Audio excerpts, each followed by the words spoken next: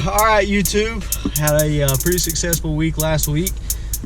Posted coyote hunting tip number 3 for you guys, and also posted the first episode of kind of a new series that I'm starting out, and really did it just kind of on a wing. Didn't really know if it was going to turn out or be any good. It actually turned out to be pretty decent, and I've had a lot of positive comments and a lot of positive reviews on it, so I'm going to keep it going.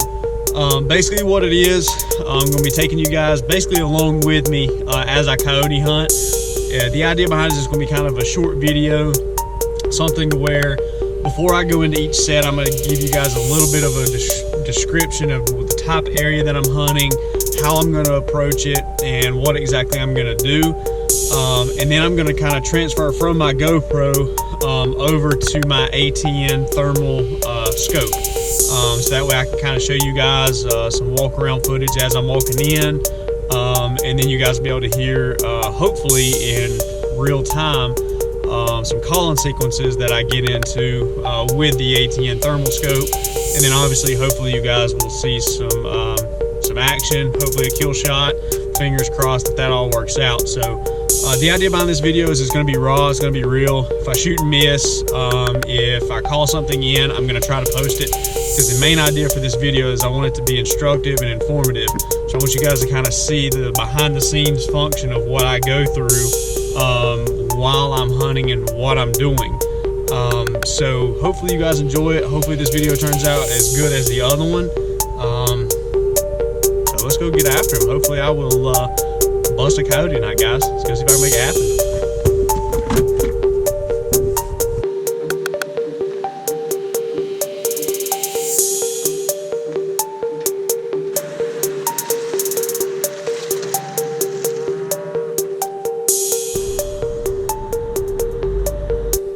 Alright guys, just got up here to the spot.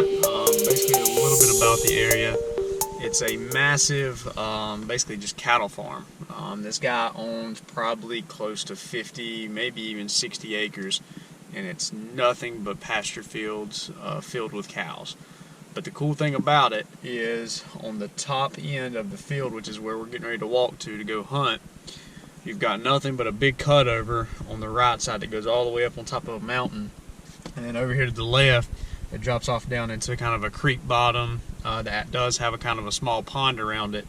And then also on the back side of the property, there is a local goat farmer that has some goats and stuff over there. So there's a lot of food and a lot of potential for these coyotes to be hanging out in this area. So going into this spot, more than likely what I'm going to be trying to do is I'm going to want to key in on some coyote vocalizations, especially this time of year. I want those coyotes to be comfortable coming into a set, knowing that there's other coyotes in the area. And I also want to trigger either their belly or their breeding senses. So depending on the response that I might get from a howl, will kind of depict on if I stay strictly with coyote vocalizations, or if I don't get a response, good chance I'm going to switch over to some type of distress sound, whether it be a rabbit or a vole squeak, something kind of soft and quiet. But if I got a feeling like if my sound's not traveling as good as I want it to, I may kick it over to a kid goat, maybe even a calf distress sound. I don't know which one I'll try. A kid goat's a good one to use. It's kind of got a higher pitch sound to it, so it definitely sounds like a little bit smaller of a prey animal.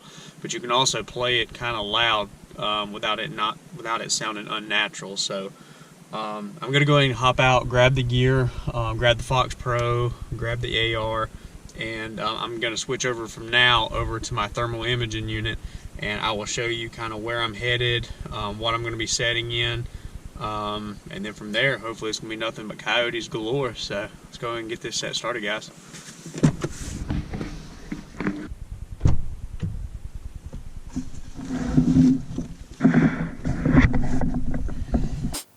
Alrighty guys, so basically this is the area, the big pasture I'm talking about. Off down in that bottom is where the creek is that runs into a pond surrounded by really thick stuff. And you see this guy's pasture goes all the way on top of this hill. Now that house that you see right there, that's where the goat farm starts. There's a fence line that runs right through there and goes down through there. Everything on that back side is nothing but goat. And everything in this pasture is cows, as you can tell. I've got a big herd of them sleeping up here on the hill where I'm headed. And then right here, that big wall of trees is nothing but a cutover. It's about a 5 or 6 year, maybe a 7 to 8 year cutover. And it goes all the way up on top of that mountain as far as you can see. And what I'm going to be hunting is, there's a ladder stand on top of the hill. I'm going to have to walk through this cattle, or through these cows. And I'm actually going to get up in top of a 2-man stand. And I'm going to put the call over here towards the corner of this field, because this field makes a perfect 90-degree angle right in there. So you've got it, kind of got it going horizontal that way, and then a vertical fence line this way, and it meets in the middle. More than likely, these coyotes are going to come from that edge there, or they're going to come out of this little corner spot here. So I'm going to go ahead and start easing up through this field, and I'm going to get quiet so you're not going to hear me talk a whole lot, just because we're getting up there kind of close to where these coyotes are at. Hopefully next time you hear me, I'll be making a gunshot noise. Let's go do it, guys.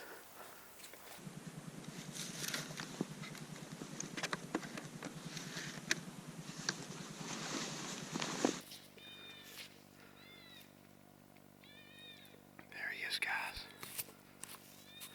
coming in on a kid goat.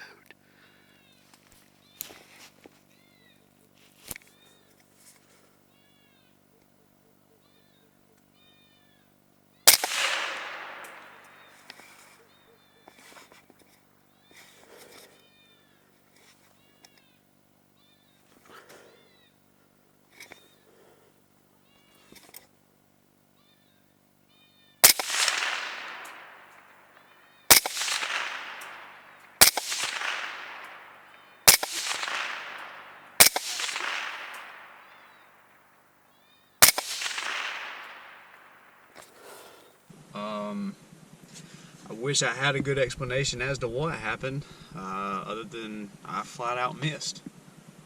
You know, the coyote came in kind of towards the end of the set, probably the 25 to 30 minute mark, and played some howls. Didn't get that good of a response to it.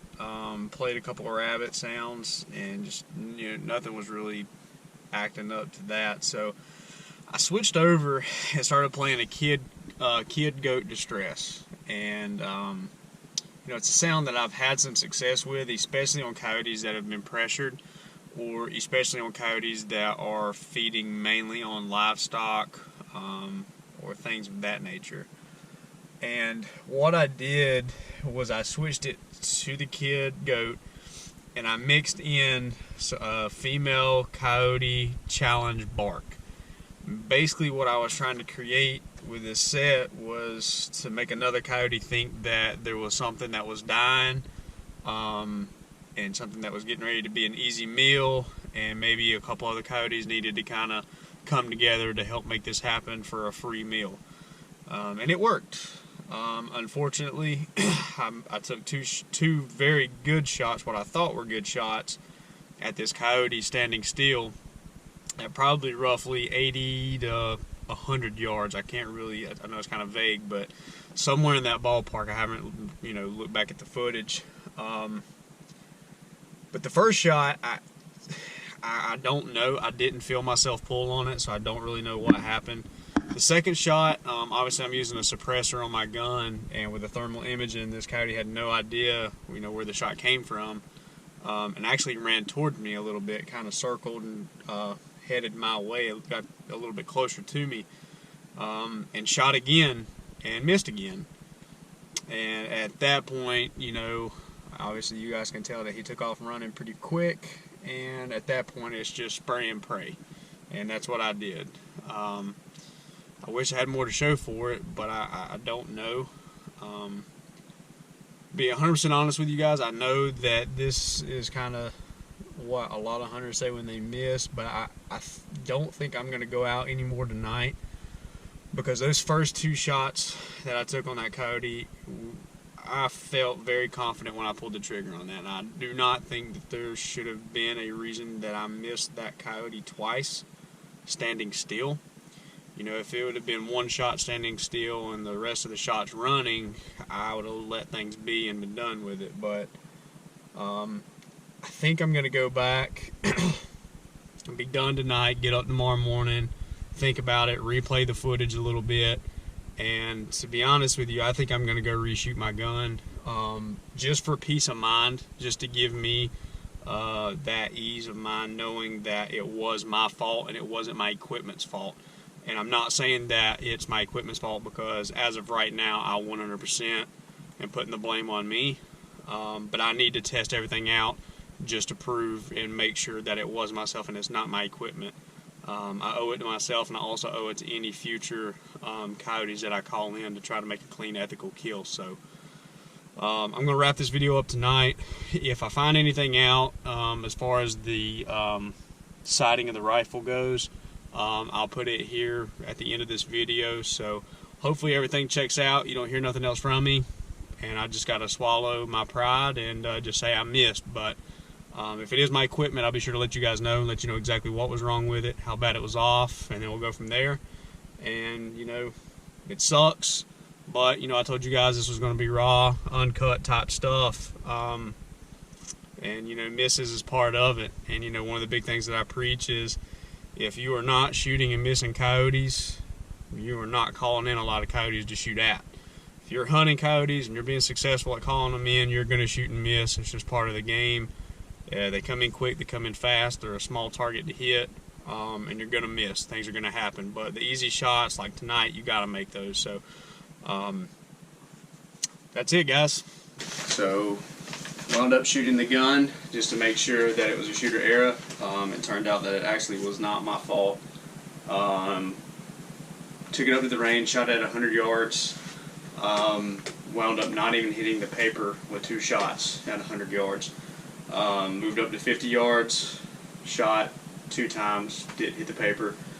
Moved it to 25 yards and shot 4.5 inches low on the first shot. So roughly 5 inches low at 25 yards, which is going to put me around 20 inches, give or take a couple, at 100 yards. So not something that I'm very thrilled about, but I kind of want to show you guys the target that I shot.